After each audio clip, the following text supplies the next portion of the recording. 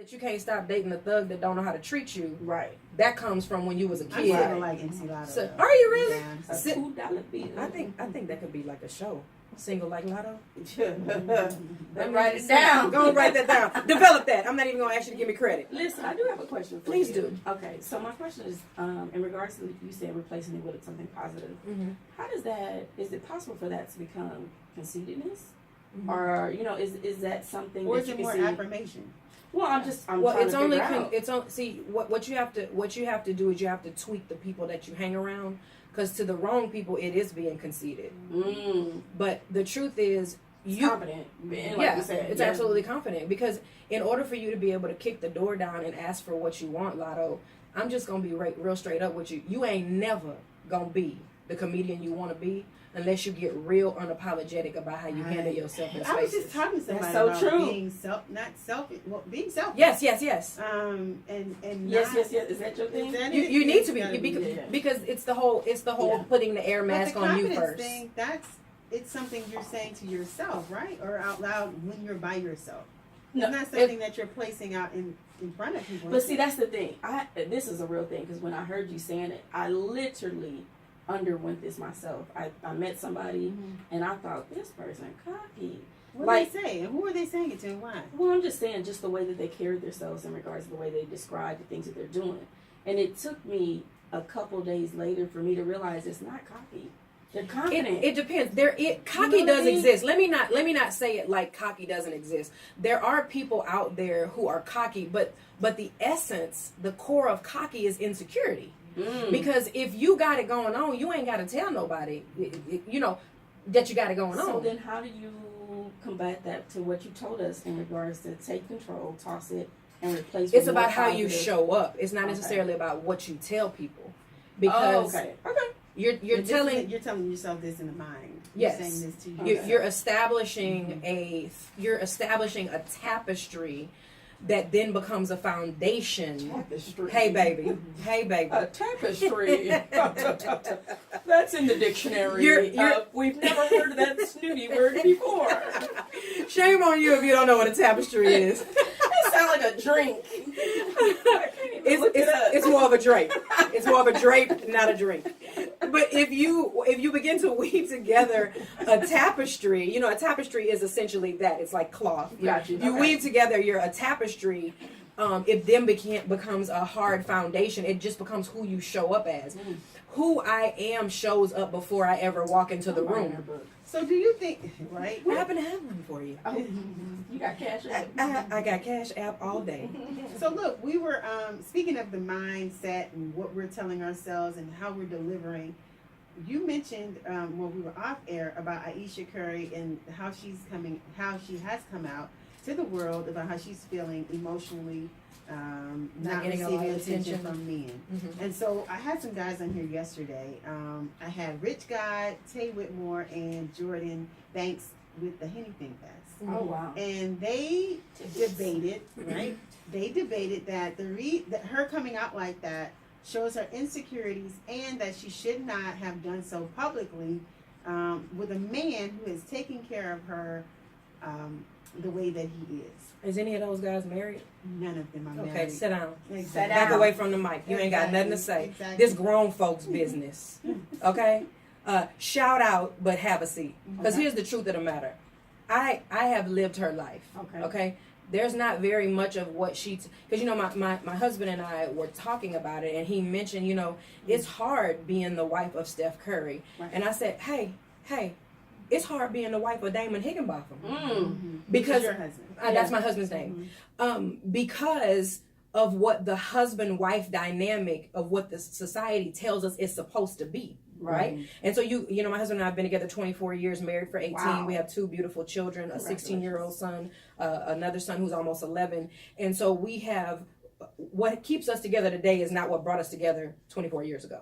So it's an evolution. So I understand exactly what she's talking about. Do you think that she should have come out publicly about I think that grown folk should be grown. It's the red table talk. But here's the deal.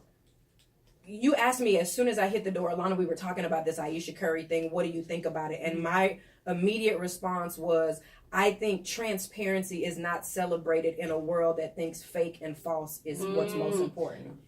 So the truth of the matter is, if you have anything to say about Aisha other than high five to you for having the balls to say what every single woman is thinking. Yes. Someone mentioned to me that if she was white, this would not be an issue, and in fact, she would be celebrated.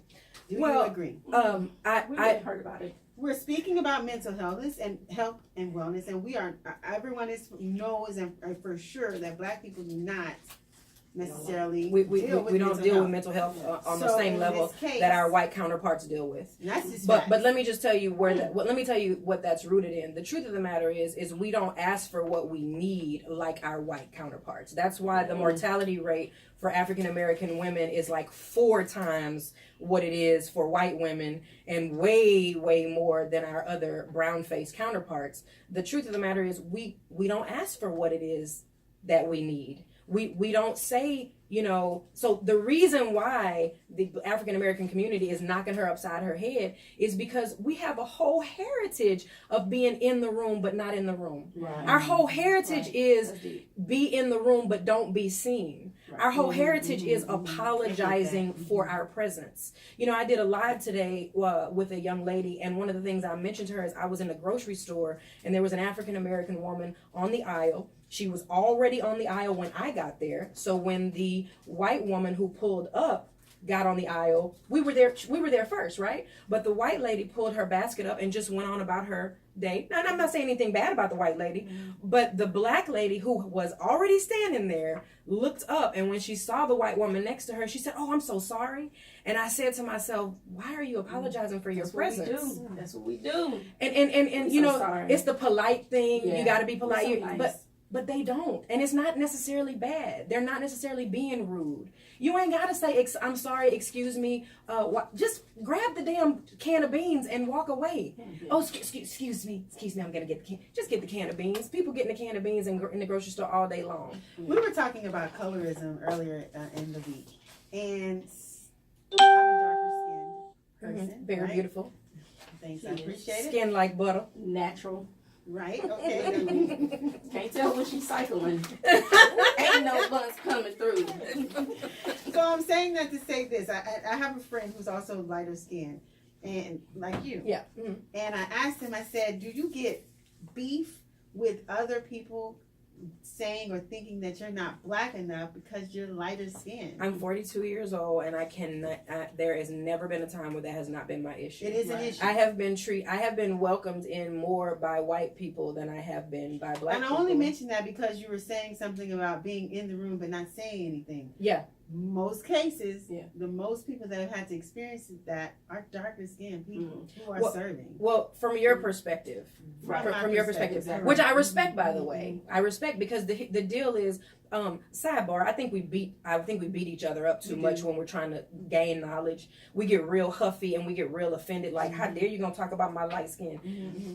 The truth of the matter is, you hit the nail on the head, because she mentioned this, and this is my life. You're not white. You're not Black enough for the Black people. Right. You ain't white enough for the white people. And then there becomes a cycle where you try to be Black enough. Right. And then you try to be white enough. Mm-hmm. And then for me personally, you just throw up your hands and say, "Look, y'all gonna have to come to the picnic if y'all want to come to the picnic. I'm not making no special recipe. Right.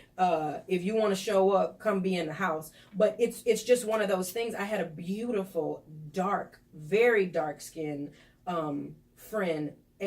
Complexion, attitude, everything. Beautiful cheekbones.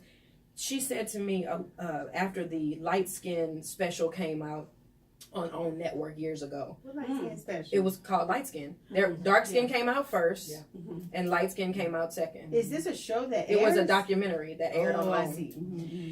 And she said, Alana, and she's very educated. Mm-hmm. She said, Alana, I didn't know light skinned girls had issues until I saw that. Wow. I need to watch it. I said, you know what? We have maybe even more issues, because not only are we not accepted by the white community in many ways, we're not accepted by the Black community in many ways. And that's the reverse. It's also flip-flop like that too. Absolutely. Yeah, absolutely. What I grew up in is the norm was to think that light-skinned Black folks don't accept dark-skinned Black folks. That was the norm where I'm from. So when I speak my truth about, well, y'all, it's even worse for us. It's a new truth, but I totally, it's definitely one of those things. Being from the deep South, you know, I often joke with people and say, if you ain't never ran from a hurricane, you ain't really from the South. Wow. So you know, that's my wisdom right that's there. right. So I'm saying all that to say, Amanda, the thing of that I've realized is what really gets us advanced is if we shut up long enough and we just let somebody tell their truth. Right. You know, we got the LGBTQ community, we got, you know, the Black community. Our elders are looking at us like we're doing something wrong. We're looking at, you know, artists like Cardi B like, okay, you a little too transparent. And, you know, You're saying that we should accept transparencies in whatever form it can be given, but more so because it's something that hasn't been received.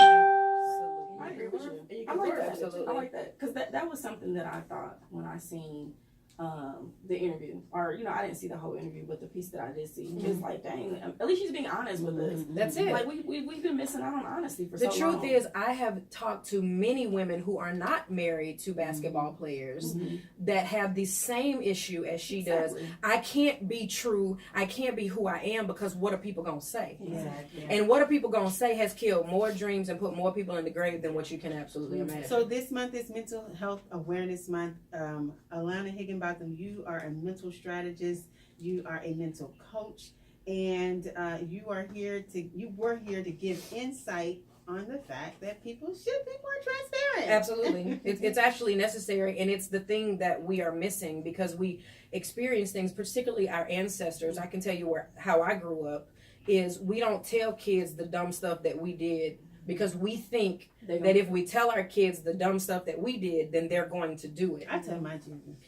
Girl, let me tell you something. Okay, if you could one more time, give us the plan on how we need to lay out our thoughts the night before. We need to lay out our thoughts the night before each day, and then we need to also soak on them each night because tell us how to do it. what you're going to do is you can do this on paper. You can do this in your phone. A lot of us use our phone. Use you're gonna take your thought, you're gonna toss it and replace it. Take the thought, toss it and replace it. Unless it's a thought you want to keep, right? Sometimes negative thoughts serve us. But what you're going to do is you're going to take whatever thought that's not giving you what you want. If you want to have a bad day, well, hold on to the bad thought.